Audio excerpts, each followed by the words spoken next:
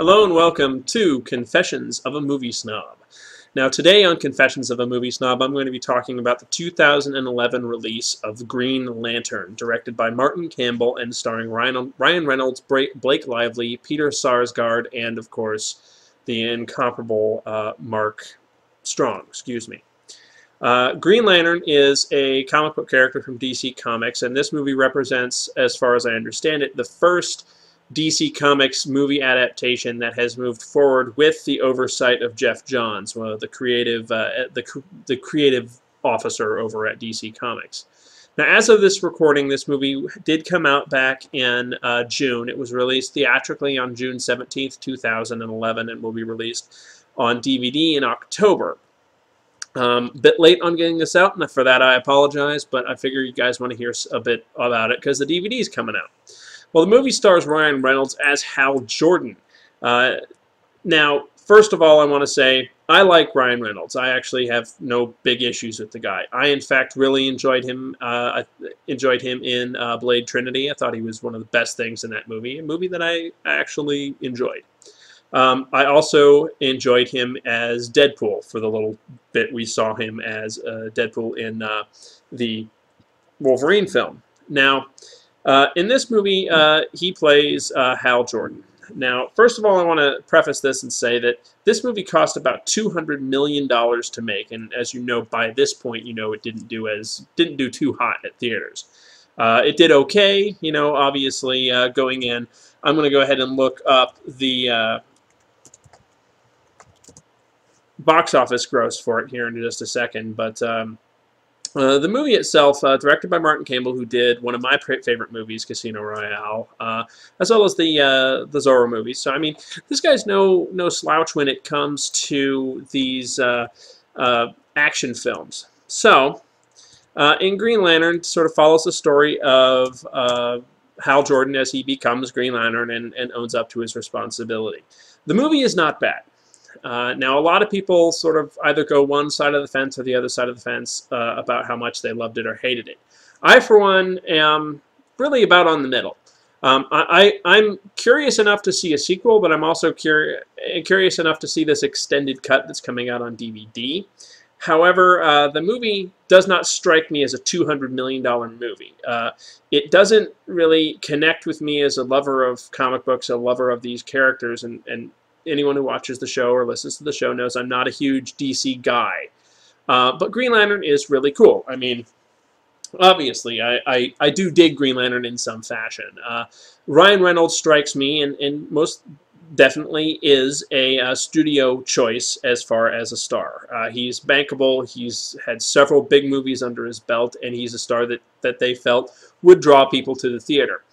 Now, the movie itself centers around him getting the ring, obviously, and then fighting Parallax. Now, in the process, he's more fighting Hector Hammond, as played by Sarsgaard, Peter Sarsgaard, who's a fantastic actor when he's in a movie that people can actually see him in.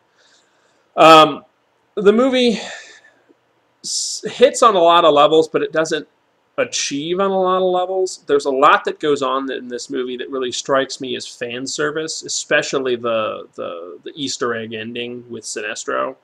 It is not bad. I don't want to get off on this foot saying, oh, I hated this movie, it was awful. No, it was good, it was enjoyable, but there are better comic book movies out there. This movie is definitely a step in the right direction for DC Comics based on their previous outings with Superman Returns and Jonah Hex. I mean, anything is better than Jonah Hex, truth be told. But this movie is definitely a step in the right direction. It's got me excited to see a sequel. There's some good action in it, but it's kind of heavy-handed on a few things, and they spent a lot of money on the special effects. I mean, a lot of money on the special effects. It's one of those movies that really drives me crazy as a comic book fan and as a movie fan in general, because as you watch the movie, there are a few choices they make in the script and in the telling of the story that just don't work very well, and if they had just made one little change here and there, it would have made it very good. What I want to say about this movie is the script could have used another cleanup, but other than that, it's a decent film. Uh, I don't think it's worth going out and spending the extra money in 3D. Like the movie's coming out in a big 3D Blu-ray package. I would skip that, to be perfectly honest with you. The movie only made domestically $116 million and worldwide $219 million. So it just made it over its production budget of $200 million. It is not a movie that a lot of people are clamoring about. It is definitely a step in the right direction, but comparing it to the other comic book movies that came out this summer with X-Men First Class, with Thor, and with Captain America, which I'll review shortly, it definitely falls short of those. It's not as fun. It's not as, well, quite frankly, it's not as entertaining. It's not bad, but it's also not, you know, fist pump in the air. You're just enjoying the hell out of it. So I guess what I'm trying to say with this one is it's decent, but I'm really going to see how it forms up in a sequel. What I would like to have seen in the movie is, instead of having Hal fight Parallax outright at the end of the movie, I would have liked to have seen Parallax be much more malevolent, much more in the background, and him dealing just with Hector Hammond. And Hector Hammond just being this one-step villain. I mean, think about Iron Man, the first Iron Man. They didn't jump into Mandarin out the gate. They started with Ironmonger, and that worked really well within the story. And then in the second movie, they moved on to Whiplash. But again, they didn't jump, you know, put it too much in your face. And I think these movies are kind of hard to tell in a way, because you have these interesting stories, these interesting origin stories that you want to tell, but then you also have to have some action in there and some, you know, coming to terms with being a hero. So ultimately, not bad, not great. I don't think I'm going to rush out and buy this when it comes out on Blu-ray or DVD. I might wait for a used copy to hit shelves somewhere.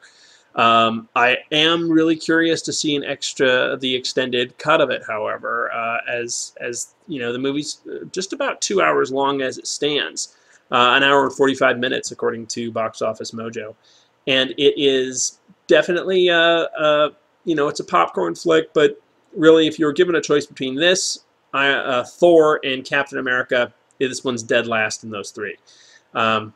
Not to say that it's awful, but and I know I get kind of wishy-washy on these things, but this one is not a bad movie. There are much worse movies out there. I mean, this summer definitely had its share. This with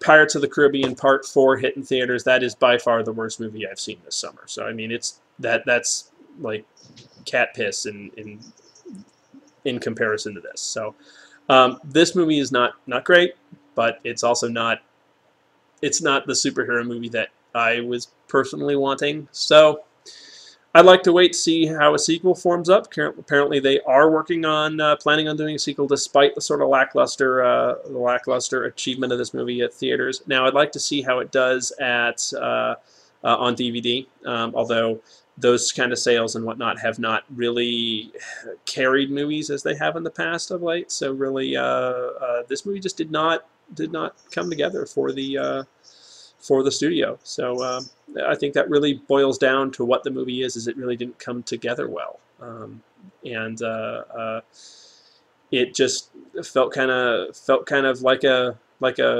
draft of a movie that they spent $200 million on. So it's kind of too bad. It's still got some fun parts in it. It's still got a good bedrock there for a sequel. And Mark Strong as Sinestro is wonderful. Obviously, he's perfect casting. But you could tell that Ryan Reynolds really is out of place as Hal Jordan. I mean, we've said it on the show. He's more of a Wally West.